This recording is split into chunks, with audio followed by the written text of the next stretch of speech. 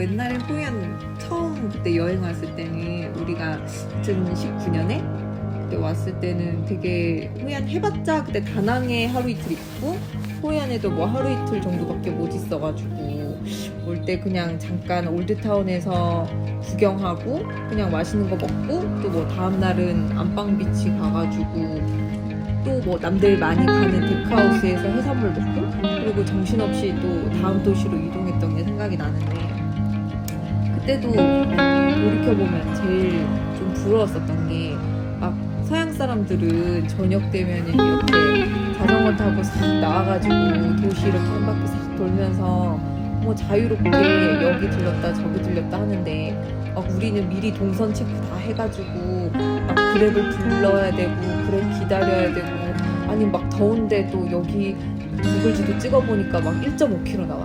와 그럼 이 더운데 어떻게 걷지? 막 이러면서 막 그렇게 고민했었던 기억이 되게 많이 났었는데 그때 그 서양 사람들이 자전거 타는 게 되게 부러웠거든. 근데 그때만 해도 내가 그렇게 자전거를 또 막 많이 탈 때가 아니었잖아. 근데 우리가 한국에서 한 10년 가까이 이제 따릉이 맨날 타면서 나는 출퇴근도 많이 하고 따릉이 완전 이제 매니아가 됐으니까 나중에는 호이안에 가면은 좀 여유롭게 좀 천천히 즐기면서 자전거로도 구석구석 동네 다니면서 구경하고 그러면 진짜 좋겠다는 생각을 했었거든. 그리고 또 그 로망도 있었어. 요즘에 그 호이안에 그 마치 발리처럼 이렇게 라이스 필드가 쫙 펼쳐진 그런 곳에서 그러니까 맨날 우리는 따릉이 탈 때는 도시에서 많이 탔잖아. 물론 서울 스피시스 타기는 했지만은 근데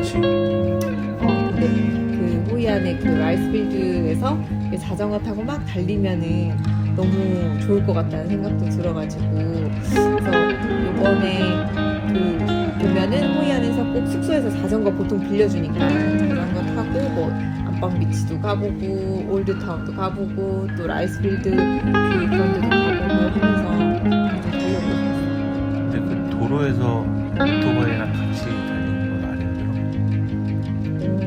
사실 나는 한국에서도 겁이 좀 많아가지고 좀 이렇게 자전거 탈 때 좀 쫄보긴 쫄보잖아. 근데 사실 여기 처음 탈 때 진짜 무섭긴 무섭거든. 근데 만약에 호이안에 와서 자전거를 타시려는 분들이 있다면 일단 제일 먼저 얘기 드리고 싶은 거는 위험하냐고요 안 위험하냐고요 묻는다면 일단 첫 번째는 안 위험한 건 절대 아니다.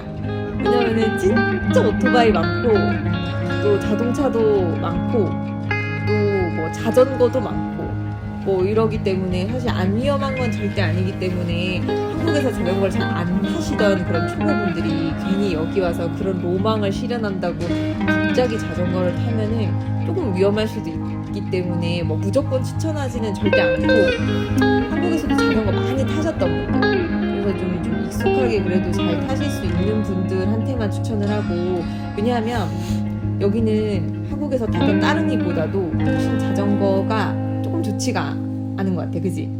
높이 조절이라든지 이런 것도 조금 잘 안 되는 자전거들도 있고 물론 숙소에서 빌려주는 자전거의 컨디션에 따라 다르긴 한데 그리고 뭐 기어 같은 것도 기어를 조절할 수 있는 기어가 아예 없기도 하고 또 따릉따릉 이렇게 소리 나는 그 벨도 없는 경우도 많았던 것 같고 뭐 여러모로 좀 자기 몸에 안 맞는 그런 자전거도 있을 수 있기 때문에 사실 뭐 무조건 자전거를 타는 거는 좀 추천하진 않지만은 워낙 자전거를 평소에도 많이 타고 또 자전거로 여행하는 거를 평소에 좋아하던 사람이면은 여기 호이안에 와서도 굳이 꼭 맨날 그랩이나 뭐 이런 걸로 다니지 말고 골목 구석구석 자전거 타고 다닐 때만 느낄 수 있는 그 되게 그 맛이 있어. 그 자전거 타는 맛이 그지? 그치. 우리는 그거를 예전에 그 발리에 그때 길리섬에서 처음으로 느꼈잖아 그치?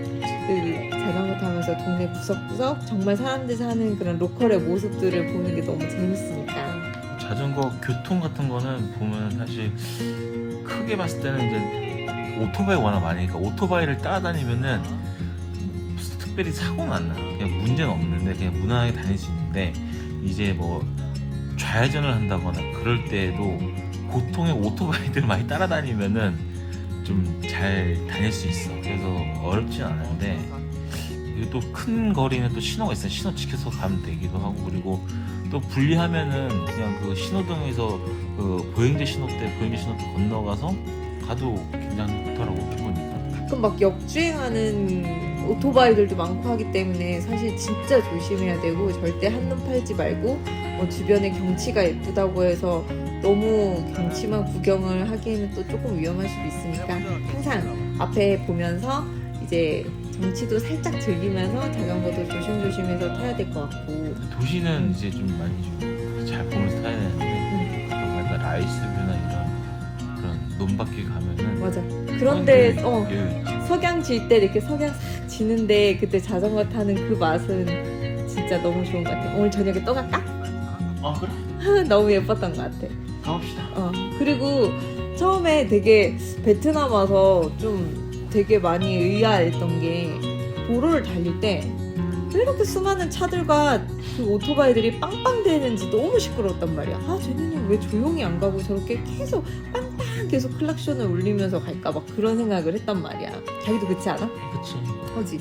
아니 우리나라는 사실 아무래도 클락션을 많이 울리면은 좀 매너가 없는 행동이라고 생각해서 그렇게 최대한 그치. 그렇게 울리면은 싸움이 나지. 또 그치. 시비를 거는 그러니까 싸우자는 거잖아, 그지? 어. 근데 여기서는 왜 저렇게 시끄럽게 오토바이도 빵빵, 뭐 자동차도 빵빵 왜 저러나 했는데 막상 자전거를 타보니까 그게 왜 그런지 알 것 같아, 그지? 서로한테 사인을 보내줘가지고 내가 이쪽으로 가고 있고 여기 조심하고 내가 교차로에서 오고 있다는 걸 알려야 되기 때문에 그러니까. 그런 것들을 딱 알려준 서로에게 커뮤니케이션 같은 그러니까 거지. 오히려 맞아. 나도 자전거 이렇게 타고 가는데 뒤에서 오토바이가 계속 빵빵 해주니까 나 뒤에 오고 있어 이런 뜻으로 들려서 오히려 이제 안심이 오히려 그래서 이제는 뒤에서 빵빵 해도 오히려 그게 거슬리지가 않고 뒤에서 오고 있구나. 쟤도 날 봤고 나도 너가 있다는 걸 이제 알아 라는 오히려 이제 안심이 되는 약간 그런 느낌이 좀 있는 것 같아, 그지? 맞아. 조금씩 벌써 적응해가고 있는 것 같아. 아무튼 베트남에서 호이안에서 자전거 타는 거는 평소에 자전거 정말 많이 타고 좋아하시는 분들한테는 완전 추천. 그렇지만 평소에 자전거를 안 타다가 여기 와서 처음으로 타보겠다 하는 분들은 정말 위험할 수 있으니까 차라리 그런 분들은 걸어 다니거나 그랩을 타는 거를 조금 더 추천. 조금 더 신중하게 생각을 해봅시다. 네, 아니면 한국에서 자전거 연습을 많이 해서 오는 걸로. 네. 저는 너무너무 만족했고 워낙 서울에서도 자전거를 많이 타고 좋아했기 때문에 그동안 호이안에서 막 서양 사람들이 자전거 타고 다니는 그런 자유로운 모습이 로망이었던 걸 완전히 요번에 로망 충족을 다 한 것 같아. 너무너무 좋아. 그래. 자기가 좋아했으면 난 좋아. 우리 나중에 다음 달에 또 길리섬 가면은 거기서 또 자전거 타고 다녀보자. 그래. 좋았어. 좋았어. 오늘 저녁도 그럼 라이스필드 뷰 보러 바모스!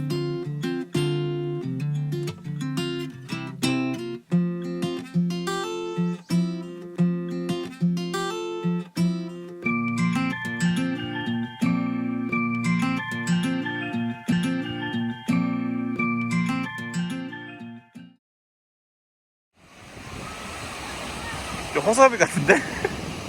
허사비 같아. 해봐. 허사비? 나 허사비? 허사비네. 나는야 허사비. 이야. 야, 허사비다. 시원해.